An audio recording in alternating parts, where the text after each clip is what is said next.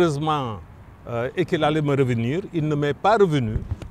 Et aujourd'hui, ses propres services ont tenté de rentrer en contact avec lui, mais n'ont pas pu le joindre. Le résultat final, c'est qu'on interdit la maison de la presse au patronat de la presse. En réalité, tout cela s'inscrit dans la politique définie et orchestrée par le nouveau régime du président Bassirou Diomaye Diakhar Faye. Depuis plus de 10 mois maintenant, il y a une politique, une stratégie pour liquider la presse privée au Sénégal. Vous aviez suivi à l'époque, au niveau fiscal, le refus d'effacement fiscal octroyé aux entreprises de presse qui avaient subi de plein fouet la crise du Covid-19 et qui ne s'en sont toujours pas relevés. De la même manière, le nouveau régime a refusé les moratoires pour les entreprises de presse. Et s'en sont suivis des poursuites judiciaires qui ont abouti au blocage des comptes des entreprises de presse. Donc, au niveau fiscal, il y avait une politique bien orchestrée. De la même manière, au niveau économique, on veut tuer les entreprises de presse privées. À commencer par le fait que l'État du Sénégal doit beaucoup d'argent, plusieurs milliards de francs CFA aux entreprises de presse privées, et l'État du Sénégal, sous le régime du président Diomaye, refuse de payer ce qu'il doit aux entreprises de presse. Pire, le gouvernement a pris la décision d'annuler, de résilier de manière unilatérale les contrats de publicité. Il y a également le fait que même la subvention à la presse, qu'on appelle communément aide à la presse, n'a pas été distribuée pour l'année 2024. Donc c'est manifestement la volonté d'étouffer également d'un point de vue économique. Maintenant, il y a encore plus grave, c'est que le nouveau régime a décidé simplement de refuser la légalité aux entreprises de presse. Donc tous les médias au Sénégal, toutes les entreprises de presse qui ne seraient pas, entre guillemets, reconnues par le ministère de la Communication n'ont pas le droit d'exercer sur le territoire sénégalais. Donc, vous voyez bien que ce sont des actions qui sont très pensées pour liquider la presse privée au Sénégal. La semaine dernière, il y a eu un arrêté conjoint pris pour le paiement des redevances. La surprise, encore une fois, c'est que les entreprises de presse n'ont pas été concertées, mais mieux, toutes les taxes pour les redevances ont été augmentées. Là aussi, c'est pour tuer économiquement la presse sénégalaise, et cette vision de redevance pour la presse, c'est une vision simplement fiscaliste et qui ne correspond pas ni aux intérêts de la presse, mais surtout aux intérêts du Sénégal, qui doit favoriser les conditions de développement d'une presse libre et indépendante, viable économiquement. Donc tous ces faits sont vraiment des faits extrêmement graves pour la première fois au Sénégal lors de la troisième alternance politique. Lors des deux premières alternances politiques, nous avions des menaces sur la liberté de la presse, mais aujourd'hui, on a dépassé le stade des menaces. Ce sont des actions concrètes qui ont été menées contre les entreprises de presse pour simplement le musellement de la presse. Ceci est extrêmement grave et nous voudrions vraiment lancer un appel au président de la République pour que l'appel au dialogue rénové avec la presse qu'il avait lancé en Conseil des ministres le 14 août 2024, que cet appel-là soit enfin matérialisé. Malheureusement, les 10 mois que nous avons vécus sous le nouveau régime attestent incontestablement d'un recul, d'une hypothèque sur la liberté de la presse et la liberté même d'entreprendre dans le secteur de la presse. Donc, nous lançons également un appel à tous les citoyens. Nous lançons un appel à l'ensemble de la société civile, à l'ensemble de notre élite politique, économique, intellectuelle, à nous, acteurs des médias, parce que cette situation-là concerne autant les entreprises de presse que les employés des entreprises de presse. Nous lançons donc un appel également aux partenaires du Sénégal pour que la tentative de musellement de la presse ne puisse aboutir. Il en va de la démocratie au Sénégal, il en va du développement du Sénégal et aucune politique de souveraineté ne pourra être couronnée de succès si la presse est réprimée. Encore une fois, nous avons eu ces mêmes positions. On ne peut pas nous attaquer sur le fait que nous défendons des positions de principe.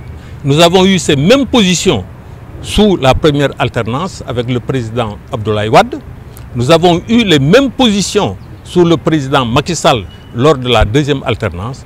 Aujourd'hui encore, nous sommes sur les mêmes positions pour que la liberté de la presse, consacrée par la Constitution du Sénégal, soit garantie au Sénégal et quel que soit le régime en place, que la liberté de la presse ne puisse être remise en cause.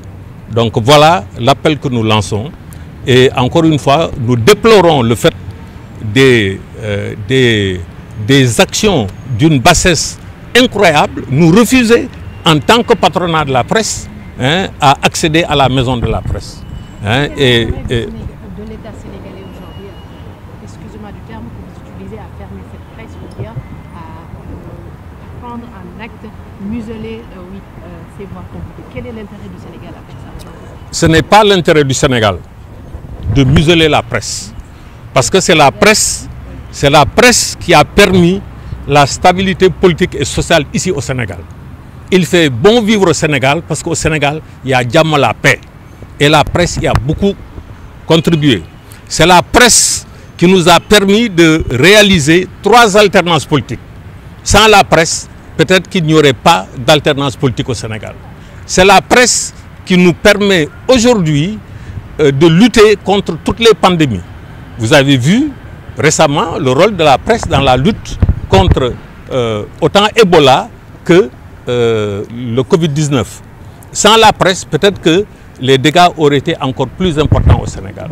Donc, le Sénégal a intérêt et a besoin d'une presse libre et indépendante, d'une presse plurielle, quelles que soient les sensibilités politiques. Par contre, un régime comme l'a été le régime du président Abdoulaye Wade, comme l'a été le régime du président Macky Sall, comme l'est aujourd'hui le régime du président Diomaye, n'a pas intérêt à une presse critique. Parce que c'est la presse sans prendre position qui informe le citoyen. Et c'est ça dont a peur le nouveau régime. Et le nouveau régime pense qu'il peut tuer la presse privée et créer une nouvelle presse. Et c'est dans ce sens qu'on nous met les bâtons dans les roues. Mais autant nous avons résisté au régime du président Abdoulaye Wade, autant nous avons résisté au régime du président Macky Sall, autant nous allons résister avec tous les Sénégalais au régime du président Diomaye. Nous ne voulons faire que notre travail. Nous ne sommes pas des politiciens. Cela ne nous intéresse pas. Ce qui nous intéresse, c'est une presse libre et indépendante, viable économiquement. Au-delà des appels, est-ce que vous avez prévu des actions? Donne rendez-vous pour la prochaine fois. Oui, nous vous donnons rendez-vous ici même, à la Maison de la Presse, le mercredi prochain à 11 h. Ok? Nous allons tenir une conférence de presse où vous aurez le loisir de poser toutes les questions. Ok? Donc, je donne la parole à ma consoeur, donc Maïmouna Ndour Faye, qui va faire la version en Wolof. Déjà, naaj bi dafa tapé ah. Ça va. na def yow sa tête bi rafet na de wala yow yaa rafet rek aw indi bu ma président dara C'est bon, hein, gars. ñu dem ah.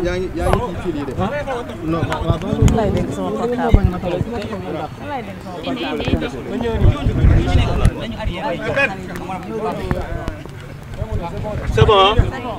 C'est bon. Voilà, c'est bon. Mbir mi tey dafa am lu mu indi ci sama xel mooy la nécessité de ne pas politiser certaines structures fii en wolof voilà li xew tey sànq ba tey bi Mamadou Ibra Kane di wax li ñëw sama xel mooy tere bi ñuy tere ñu politiser yenn fonctions yi xam nga lu mel ni maison de la presse. C'est la première fois, je pense, dans l'histoire de cette maison de la presse que ay journalistes am ci soxla ñu tëjal leen buntu yi ne duñu fi defee li nga xam ne moom mooy suñu conférence de presse bi ñu prévoiroon tey xam nga kii def loolu il a réagi comme un politique il est dans la partisanerie loolu moo tax tey mu mën a am sañ-sañ bi ba def lii moom nag dama yaakaar ne waroon na respecter presse bi nga xam ne mooy corporation bi nga xam ne moom la mbubawoo ba yegsi fii mu yegsi bu ñu naan bu ñu politiser certaines fonctions fu mel ni maison de la presse amoon na levée de bouclier bi ñu fi nommé Bara Ndiaye te waa presse bi waxoon ne waruñ ko fay nommé parce que dafa bokkoon Benno Bokk Yaakaar aujourd'hui nommé nañ fi Sambou Biagui bañ fi nommé Sambou Biagui ñu bari dañoo noppi il fallait pas se taire il fallait dénoncer ça et aujourd'hui mu ngi ñuy won ne on a raison de dénoncer cette politisation de certaines fonctions c'est comme quand on dit CNRA quelqu'un d'apolitique moo fa war a nekk c'est important parce que bu fekkee ne ñi nga war a juger amuñu confiance ci li nga xam ne moom mooy ce jugement écoute verdict bi bu tombé duñu ko mën a nangu demain CNRA mën na jël ay mesures pour une télévision pour quelconque sanctionné la nga ne yow d'accord ci sanction bi parce que am nañu bokk CNRA dañoo coloré politiquement gis ngeen fii tey presse bi ñëw bëgg a tenir sa conférence de presse ñu tëjal ñu buntu yi moom dafa nekk ci action politique am moom dafa nekk di neexal ay nitam mbaa muy anticiper dans les désirs du prince léegi nag li am ba am mooy dañuy yëgal kilifaam au premier chef président de la République Bassirou Diomaye Diakhar Faye que directeur bu maison de la presse bi dañoo ñëw le CDEPS dañoo ñëw pour def conférence de presse mu tëjal ñu les locaux alors que cet édifice là il est exclusivement dédié aux activités de la presse des journalistes de tous bords fii nii journaliste sax bu jógee bitim réew amul fu mu làqu amul fu mu nekk amul fu mu defee liggéeyam ci ni nga xam ne noonu la ñu defaree charte bi dañ ko fi war a dalal masama laax nag la presse privée nga xam ne moom moo yor la mère des batailles dans le combat pour la vulgarisation des politiques publiques dans la sensibilisation des citoyens dans l'éducation des citoyens dans le